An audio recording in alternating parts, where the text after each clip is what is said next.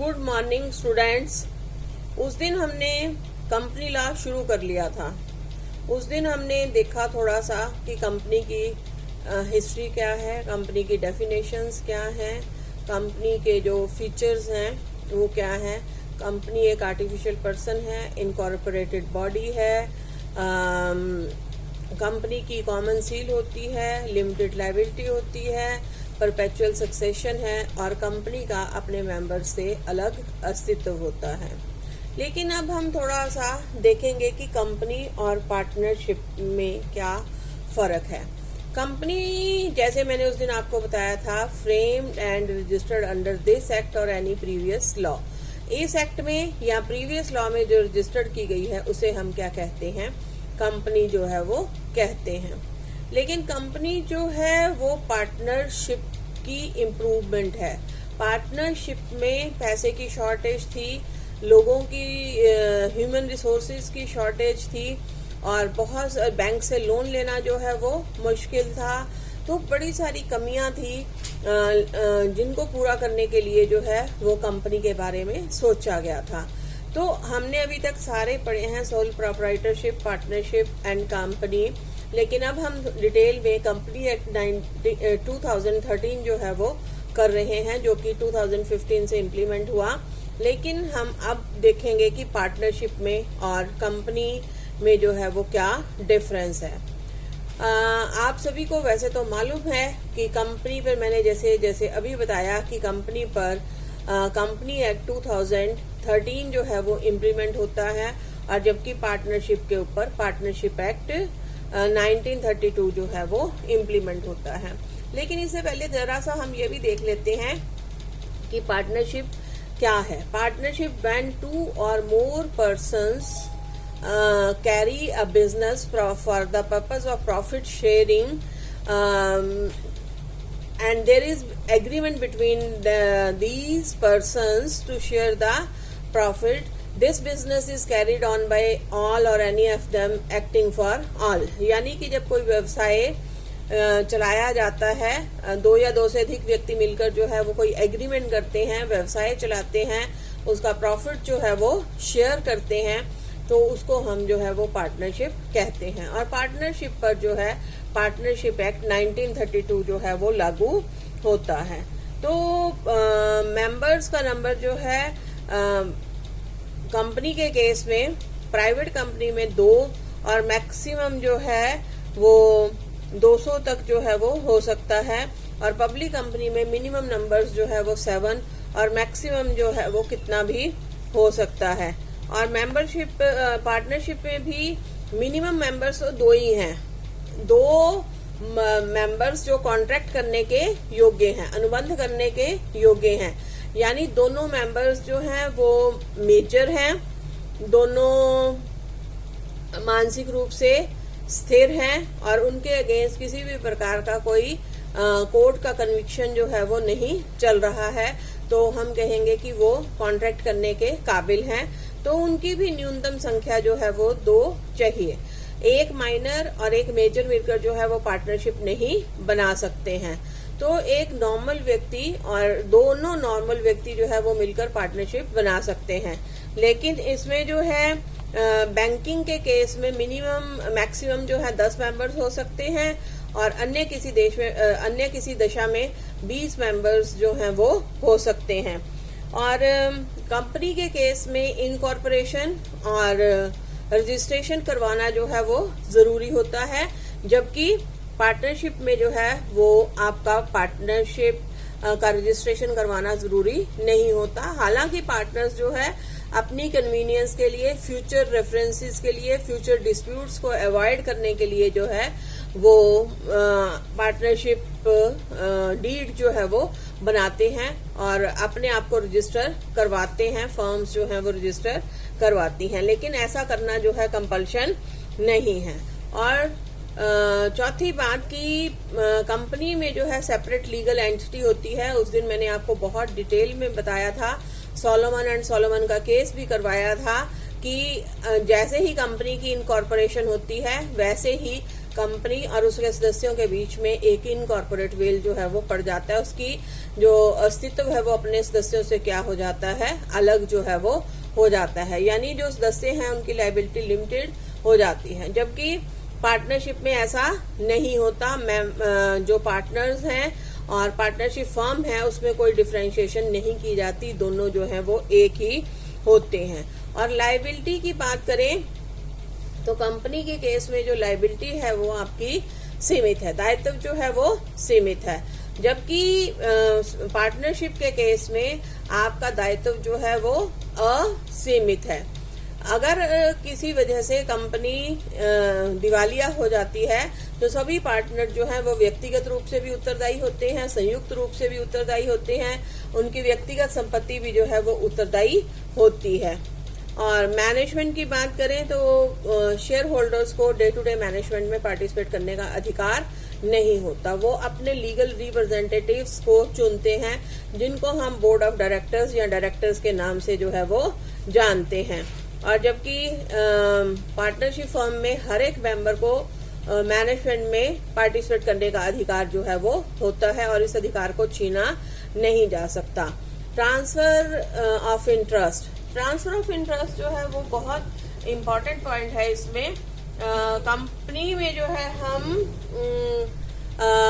अपने शेयर्स बड़ी easily transfer कर सकते हैं। जब चाहे हम अपने शेयर्स को बेच सकते हैं, खरीद सकते हैं और कोई लंबा प्रोसीजर अब नहीं है। अब तो ऑनलाइन होता है तो पेपर वर्क भी कोई ज्यादा नहीं है। लेकिन पार्टनरशिप में आप without the consent of all the partners अपने शेयर को किसी अन्य व्यक्ति को हस्तांतरित नहीं कर सकते। अगर आप छोड़कर जाना चाहते हैं तो जो एग्जिस्टिंग पार्टनर्स हैं अगर वो एग्री नहीं करते हैं तो आपको सारा कुछ उन्हें ही ट्रांसफर जो है वो करना होगा।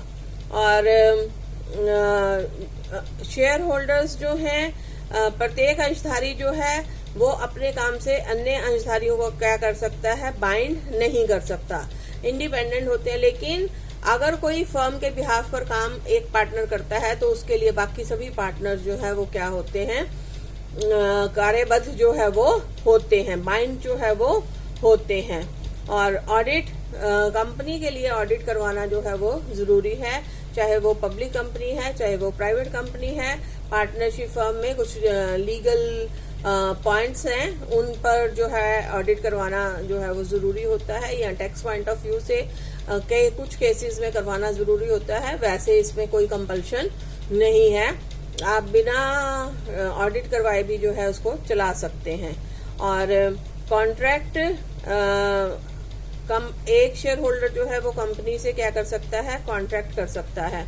लेकिन एक पार्टनरशिप का फर्म का मेंबर पार्टनरशिप फर्म के साथ कॉन्ट्रैक्ट नहीं कर सकता। मेंबर्स आपस में जो चाहे जो है वो कॉन्ट्रैक्ट कर सकते हैं। और कंपनी के बड़े इंपॉर्टेंट डॉक्यूमेंट्स होते हैं, मैंने पहले भी बताया था, आगे हम उनके बारे में डिटेल में पढ़ेंगे।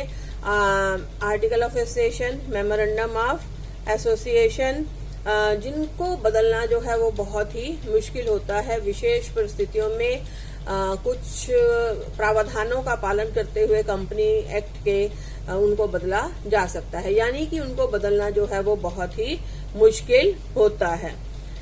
लेकिन पार्टनरशिप डीड में सभी मेंबर्स इकट्ठे बैठकर म्यूचुअल कंसेंट के साथ कोई भी परिवर्तन जो है वो कर सकते हैं। डिस्ट्रीब्यूशन ऑफ प्रॉफिट, कंपनी का जो आप सबने डिविडेंड वर्ड सुना होगा, कंपनी का जो प्रॉफिट है वो डिविडेंड के रूप में जो है डिस्ट्रीब्यूट किया जाता है। सारे खर्चे निकालने के बाद जो प्रॉफिट बचता है, सरप्लस बचता है, उसमें से जो है शेयर होल्डर्स को क्या दिया जाता है, डिविडेंड जो है लाभ के रूप में दिया जाता है। उसके भी प्रावधान है, इक्विटी शेयर्स के लिए कैसे बांटा जाता है, प्रेफरेंस शेयर्स को कब दिया जाता है, तो वो सारा। लेकिन पार्टनरशिप में जो है वो कॉन्ट्रैक्ट के अनुसार जो आपने रेशो तय की है उसी अनुसार जो है वो प्रॉफिट डिस्ट्रीब्यूट किया जाता है। जनरली ये कैपिटल इन्वेस्टेड के रूप में हो सकता है, या पार्टनर्स ने अगर बराबर बराबर डिसाइड किया है उसमें हो सकता है, या रेशो जो उन्होंने डिसाइड किया है उसके रूप में जो है वो हो सकता है। तो ये हमारा था कि पार्टनरशिप में और ज्वाइंट स्टॉक कंपनीज में जो है वो क्या डिफरेंस है। अब हम देखते हैं कि देखो ज्वाइंट स्टॉक कंपनीज जो है, मैंने पहले भी बताया कि सोल प्रोप्राइटरशिप में कमियां थी, तो उन कमियों को दूर करने के लिए पार्टनरशिप लाई गई। और उसके बाद जो है पार्टनरशिप में भी बड़ी सारे ड्रॉबैक्स थे, फंड्स की कमी थी, मैन पावर की कमी थी। तो हमारा जो है वो कंपनी को लेकर आया गया। तो कंपनी के अपने बहुत सारे एडवांटेजेस हैं, तो वो एडवांटेजेस हम देखते हैं। सबसे पहले वही है एडुकेट सोर्सेज ऑफ कैपिटल। हमारे पास जो है जो वित्तीय क्षमता है ज्वाइंट स्टॉक कंपनी की, वो असीमित जो है वो हो जाती है।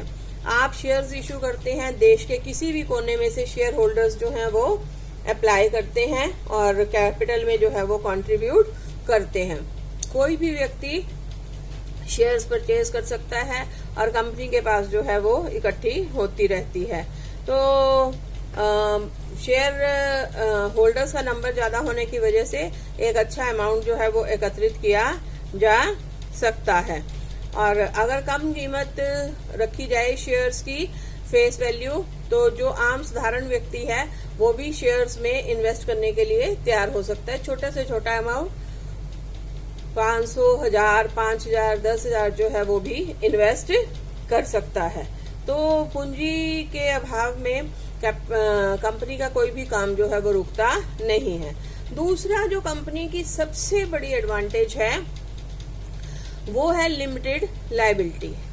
बार बार इस बात पे बात होती है कि कंपनी में जो दायित्व है वो क्या होता है, सीमित जो है वो होता है। दायित्व सीमित होने का मतलब है कि जब कंपनी शेयर्स इशू करती है तो एक फेस वैल्यू पर, अंकित मूल्य पर जो है वो इशू करती है। ये सब आपने पढ़ा हुआ है कि फेस वैल्यू क्या होती है। तो फेस वैल्यू और जो जिस पर कंपनी इशू करती है, आपकी लायबिलिटी जो है सिर्फ उतने ही फेस वैल्यू तक बनती है, उससे ज्यादा कंपनी आपसे कुछ भी विशेष चार्ज नहीं कर सकती, कुछ स्पेसिफिक सर्कमस्टांसिस को छोड़कर, विशेष परिस्थितियों को छोड़कर। फॉर एग्जांपल, आपने 100 रुपए वाला शेयर लिया, आप सबको पता है पहले एप्लीकेशन मनी दी 20 रुपए, अलॉटमेंट मनी दी मान लो 20 रुपए, अब कॉल्स मनी रह गई है, फर्स्ट कॉल भी 20 है, सेकंड भी, थर्ड भी।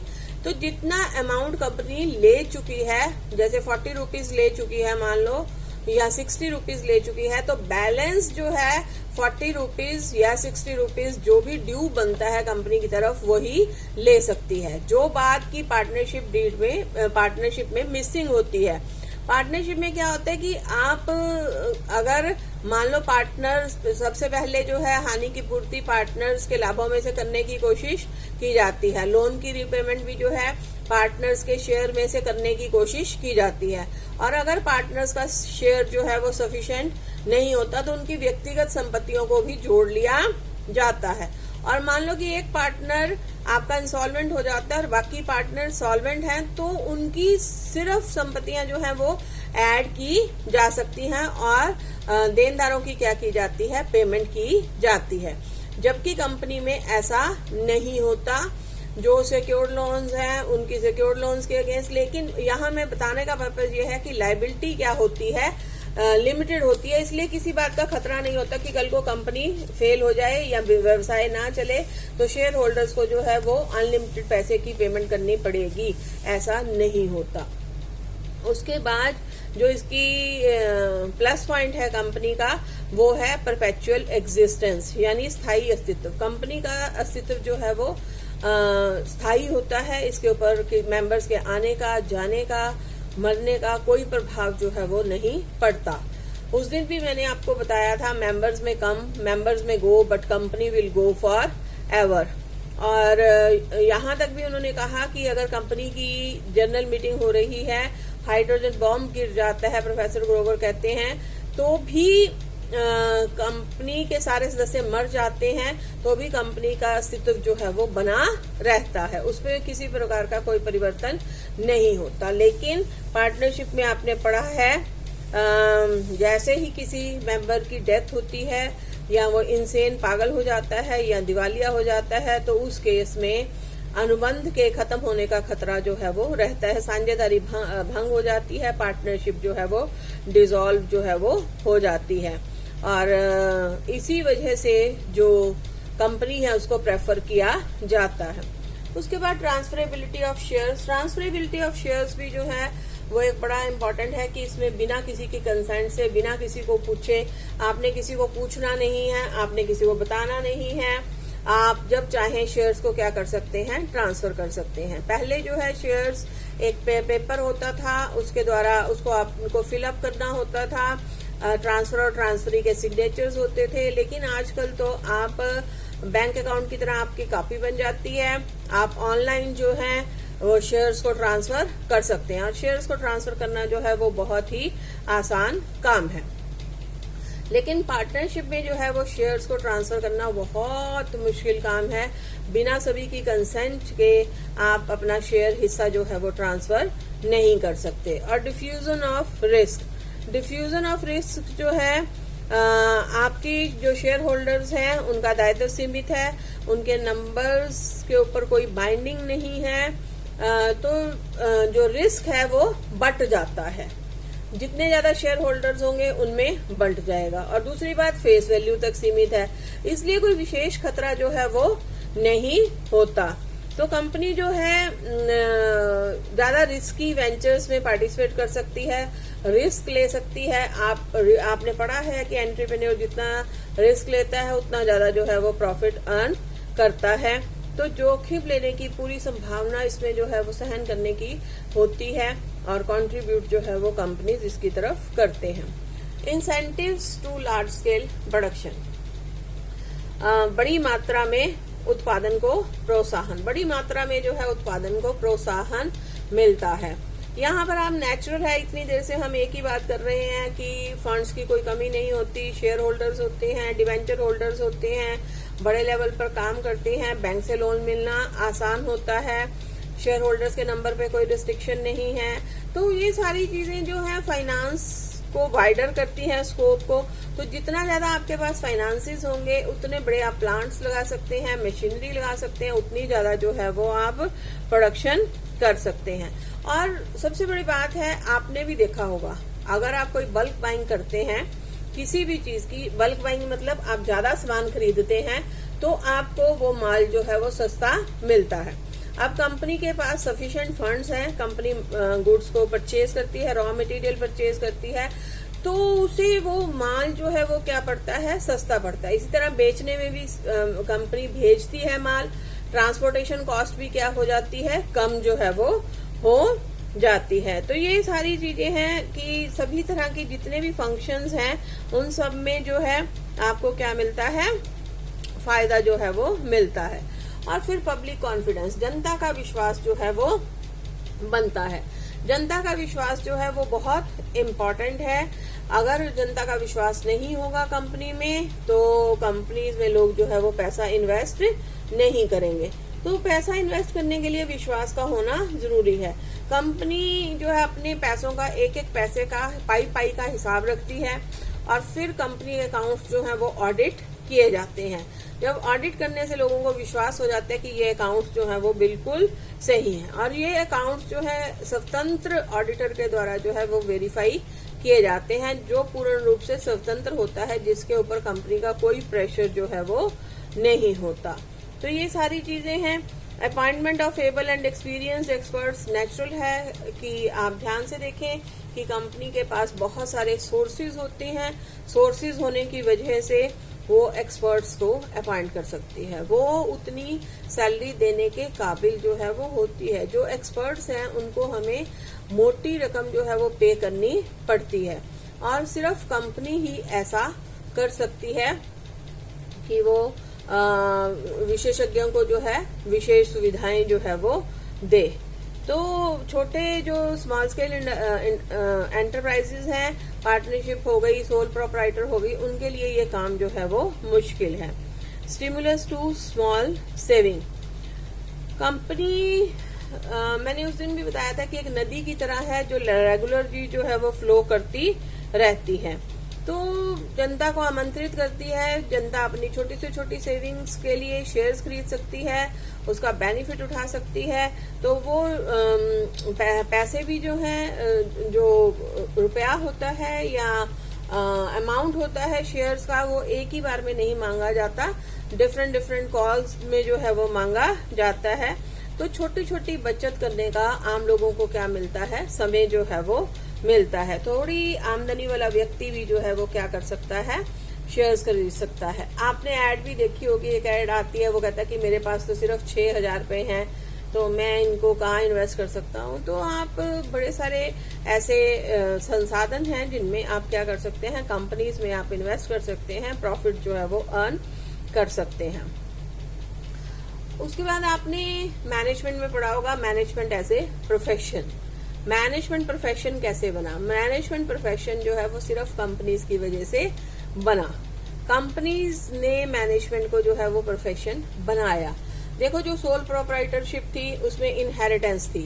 फादर बिजनेस चलाते थे, फादर नहीं रहे या किसी भी वजह से बेटे ने व्यवसाय शुरू कर दिया, सेम। और पार्टनरशिप में भी ऐसे ही होता था कि 4 लोग मिलकर व्यवसाय चला रहे हैं, आगे उनके बच्चे जो हैं वो व्यवसाय चला रहे हैं। लेकिन कंपनीज के केस में शेयर होल्डर्स इतनी दूर दूर तक फैले हुए होते हैं कि वो डे टू डे मैनेजमेंट में पार्टिसिपेट नहीं करते और उनको इस बात का अधिकार भी नहीं दिया जाता है। तो वो अपने मैनेजर्स को अपॉइंट करते हैं जो प्रोफेशनली क्वालिफाइड होते हैं, और इसी वजह से मैनेजमेंट जो है वो प्रोफेशन जो है वो बन गया है। Avenues for investment by financial institution, वित्तीय संस्थाओं के विनियोग का माध्यम। हमारे जो मॉडर्न इंस्टीट्यूट्स हैं, फाइनेंस के, बैंक्स हो गए, फाइनेंशियल इंस्टीट्यूट्स हो गए, इंश्योरेंस कंपनीज हो गई, ये क्या कर चुकी हैं, ये इनके विकास का कारण क्या है, कंपनियां हैं। तो कंपनीज में ये क्या करते हैं, इन्वेस्ट जो है वो करते हैं शेयर्स और डिवेंचर्स के माध्यम से। तो इंडस्ट्रियल रिसर्च पॉसिबल। अब देखो कि आजकल का जमाना जो है वो कंपटीशन का जमाना है, बहुत बहुत कंपटीशन है, हर चीज में कंपटीशन है। आप देखो, एक प्रोडक्ट मार्केट में आता है, साथ ही 10 तरह के और प्रोडक्ट्स भी जो हैं मार्केट में आ जाते हैं। तो हमने जो है ये सारा कुछ फेस करना है, तो हमें रोज नई जो है रिसर्च करनी पड़ती है। आप देखो, हर कंपनी का अपना एक स्लोगन होता है जो दूसरे से डिफरेंट होता है। अपने प्रोडक्ट में वो क्वालिटी बताते हैं कि हमारी जो कंपनी है उसके प्रोडक्ट में दूसरी कंपनी से अलग क्वालिटी है।